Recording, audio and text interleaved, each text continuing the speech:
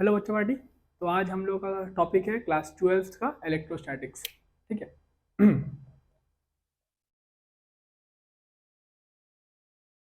मैं आपको इसमें बेसिक्स कराऊंगा। ये आपका फिजिक्स का क्लास 12 का यूनिट 1 है। इसमें आपके टोटल 4 चैप्टर्स आएंगे। ठीक है। जो कि आपके number 1 electric field, number 2 electric potential, number 3 Gauss theorem. ये बहुत आसान होता है, ये 2 मार्क्स का लिख लीजिए, पक्का है। ठीक है। और नंबर 4 कैपेसिटर्स। ठीक है। तो ये 4 चीज़ हम कवर करने वाले हैं आज के टॉपिक में। ठीक है। तो ये पूरा सीरीज आप देखिएगा तो आपको ये पूरा यूनिट समझ आ जाएगा। तो आज बेसिकली मैं आपको डेरिवेशंस दिखाने वाला हूँ इन 2 चीज़ की। ठीक है। हाँ, तो चलिए शुरू करते हैं इलेक्ट्रोस्टैटिक्स। तो अभी हम पहला चैप्टर जो है इलेक्ट्रिक फील्ड और इलेक्ट्रिक चार्जेस के ऊपर बात करेंगे। तो इलेक्ट्रिक चार्जेस के ऊपर ज़्यादा बात है नहीं हमारा। ठीक है। तो इलेक्ट्रिक चार्जेस जो है वो आता कहाँ से है? सबसे पहला जो टॉपिक है आज आपका हमारा वो है आपका फ्रिक्शनल चार्ज। ये उतना इंपॉर्टेंट नहीं है बट जानना होगा as a part of syllabus कि ये होता क्या है। तो फ्रिक्शनल चार्ज क्या है? व्हेन टू बॉडीज या when two charge bodies oppose each other, ठीक ना, तो उस टाइम क्या होता है, आपका एक प्लस चार्ज और आपका एक माइनस चार्ज आ जाता है।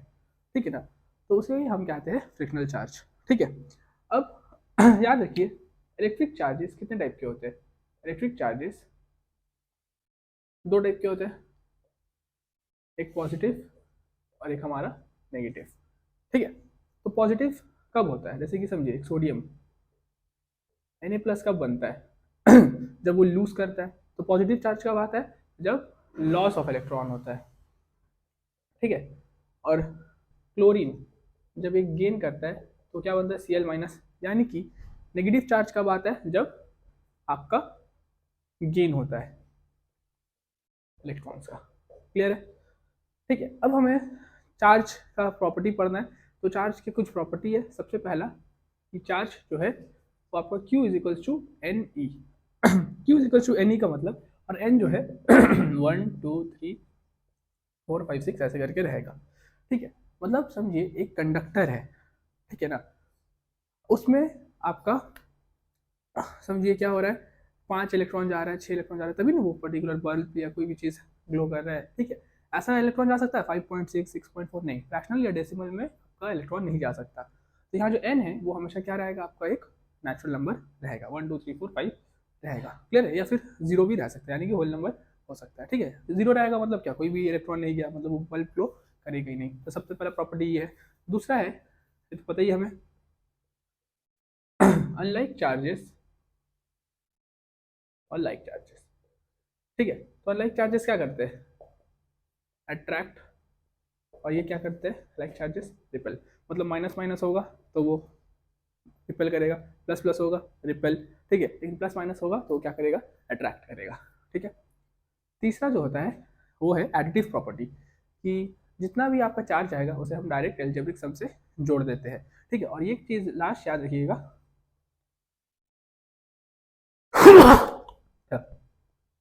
और लास्ट एक चीज़ याद रखिएगा कि delta Q is equals to कितना होता है? जीरो होता है। मतलब समेशन ऑफ जितना भी चार्जेस होगा वो हमेशा कितना होगा? जीरो होगा। ठीक है। तो इसे आप नोट डाउन कर लीजिए।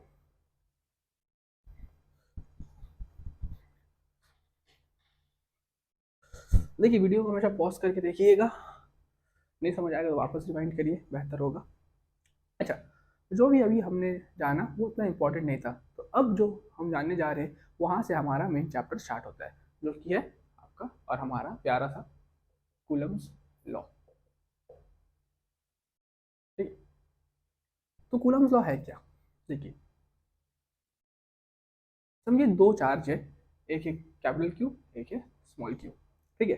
और यहाँ इनके बीच एक डिस्टेंस है जो इन्हें सेपरेट कर रहा है, जिसे हम मानते हैं आर। ठीक है। तो फोर्स जो होता है डायरेक्टली प्रोपोर्शनल टू क्या होता है? क्यू। मतलब जितना फोर्स देंगे उतना चार्ज क्या होगा? बढ़ेगा। तो similarly force is directly proportional to क्या होगा? Small Q. है कि नहीं? और फोर्स लेकिन इनवर्सली प्रोपोर्शनल होता है आर स्क्वायर से, यानी कि डिस्टेंस बिटवीन देम से। ठीक है।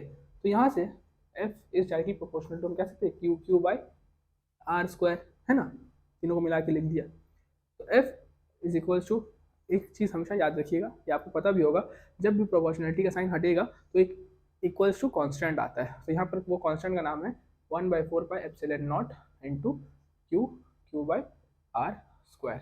होप क्लियर है ये पोर्शन। तो इसे ही हम कहते हैं कूलम्ब लॉ। ठीक है, तो कूलम्ब लॉ आपका क्या है, F is equals to 1/4 pi epsilon naught Q Q by R square. ये क्यू क्यू मतलब दो अलग चार्जेस है। ठीक है, अच्छा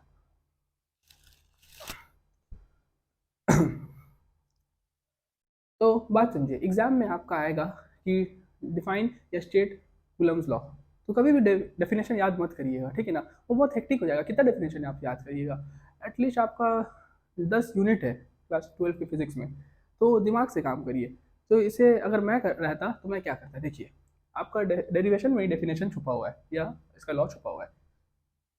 Coulomb's law states that force is directly proportional to the product of charges between them and inversely proportional to the square of distance between them. समझ आया? तो आप इसी में से आप उसको लिख दीजिए। तो आप ऐसा करिएगा तो आपको बहुत बेहतर होगा, आपको उतना लर्न करने का भी दरकार नहीं होगा। अच्छा, ये जो 1/4 का एप्सिलॉन नॉट होता है, इसे हम कहते हैं कांस्टेंट ऑफ प्रोपोर्शनैलिटी। ठीक है, इसका जो वैल्यू होता है ये न्यूमेरिकल्स के लिए काम आता है। 1/4 का एप्सिलॉन नॉट जब मैं न्यूमेरिकल्स कराऊंगा आपको, ये बहुत काम आने वाला है। 9 × 10⁻⁹ इसका ये वैल्यू होता है। और ये जो एप्सिलॉन होता है, इसका मतलब होता है परमिटिविटी। ये क्या होता है, एप्सिलॉन। एप्सिलॉन मतलब परमिटिविटी, ठीक है, और एप्सिलॉन नॉट मतलब परमिटिविटी इन वैक्यूम। इसका वैल्यू होता है 8.85 × 10⁻⁻12 फैरेड पर मीटर। फैरेड आपका आएगा फोर्थ चैप्टर कैपेसिटर्स में। तो आई होप आपको ये समझ आ रहा है। परमिटिविटी मतलब एक चार्ज कैसे वो मीडियम में बिहेव कर रहा है, ये नॉर्मल सा जान के रखिए, ठीक है, इसका एक डेफिनेशन है, लेकिन ये जान के रखिए परमिटिविटी मतलब वो चार्ज कैसे बिहेव कर रहा है कोई भी गिवन मीडियम में। आई होप आपको ये क्लियर है, ठीक है। अच्छा, तो इसे नोट डाउन कर लीजिए। अच्छा, अब जो है आपका आएगा vectors law, sorry Coulomb's law in vector form. ये आता है, ये बहुत easy. Coulomb's law in vector form क्या है, देखिए एफ इज इक्वल्स क्या होता है 1/4 pi epsilon naught capital Q Q by R square.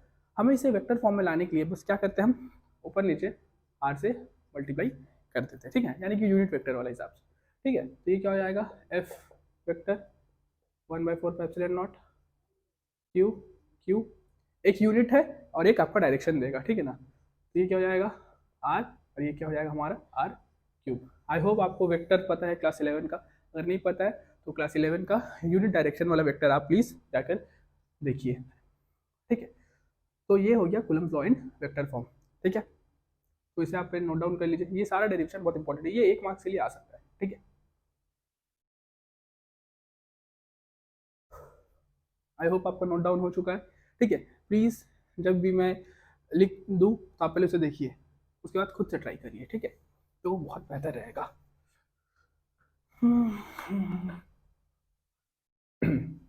अब हम जानते हैं electric field.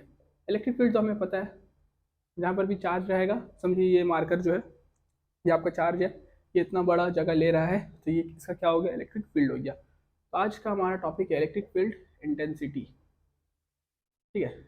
Electric field intensity जो है ये हम ई से डिनोट करते हैं। इलेक्ट्रिक फील्ड इंटेंसिटी का जो फॉर्मूला है वो E is equals to F by Q, यानी कि force per unit charge, per unit positive charge, ठीक है। मतलब कितना फोर्स पड़ रहा है, इंटेंसिटी मतलब क्या, दबाव, कितना दबाव पड़ रहा है एक इलेक्ट्रिक फील्ड में, ठीक है, एक चार्ज के वजह से। आई होप आपको ये क्लियर है, ठीक है। अब ये जो होता है इसका एग्जाम में आएगा ऐसा यूनिट बताने, तो देखिए कभी भी ऐसा यूनिट आए डरने का कुछ नहीं है। देखिए फोर्स का क्या होता है न्यूटन, और चार्ज का क्या होता है कूलम। तो इसका ऐसा यूनिट बहुत ईजी हो गया। ऐसा यूनिट क्या हो गया बताइए, तो ऐसा यूनिट इसका हो गया एन इनवर्स, मतलब न्यूटन कूलम इनवर्स, ठीक है। और ये हमारा वेक्टर क्वांटिटी होता है। ये सब आपका एमसीक्यू में आएगा, ठीक है, ठीक है। अच्छा, जो सबसे इंपॉर्टेंट पार्ट है आता है इसका डेरिवेशन। क्या आता है इसका डेरिवेशन? देखिए, E is equals to F by Q होता है। एफ का फॉर्मूला अभी हमने क्या जाना, कूलम्स लॉ से। हाँ बताइए, 1/4 pi epsilon naught capital Q Q by R square, ठीक है। और ये क्यू कहाँ है, नीचे, तो ये क्यू और ये क्यू क्या हो जाता है, कैंसिल। तो ई का जो डेरिवेशन आता है वो है 1/4 pi epsilon naught Q by R square. तो ये बहुत इंपॉर्टेंट एक डेरिवेशन है, तो आपको इसे जान के रखना होगा। ये आता है एटलीस्ट 1 से 2 मार्क्स के लिए, ठीक है। उसके ऊपर न्यूमेरिकल्स भी आते हैं, इस फॉर्मूला से भी न्यूमेरिकल हो सकता है, इस फॉर्मूला में भी न्यूमेरिकल हो सकता है, ठीक है। आई होप आपका क्लियर है। तो ये बहुत ईजी है। इलेक्ट्रिक फील्ड इंटेंसिटी मतलब क्या, इलेक्ट्रिक फील्ड में कितना फोर्स पड़ रहा है, इंटेंसिटी पड़ रहा है, किसके वजह से, एक पॉजिटिव चार्ज की वजह से। तो एफ बाई क्यू, ठीक है। एफ का कहाँ से लाया हमने डेरिवेशन, कूलम्स लॉ से, ये हम बढ़ा दिए। उसके बाद डिवाइड बाई क्यू था, यहाँ पर भी डिवाइड कर दिया, Q Q gets cancel, Q by R square. Hope clear है आपका ये क्वेश्चन, ठीक है। तो इसके बाद आपका नेक्स्ट टॉपिक है वो है इलेक्ट्रिक डाइपोल का। तो ये कर लीजिएगा, तो आपका ये पूरा जो है चैप्टर 1 कंप्लीट हो जाएगा। उसके बाद इलेक्ट्रिक पोटेंशियल हम लाएंगे। तो ये दोनों फिर आप क्या करिए, एक साथ देखिए, ये दोनों पहले महारत हासिल करिए, तब आप गॉस थ्योरम और कैपेसिटर्स देखिए, ठीक है।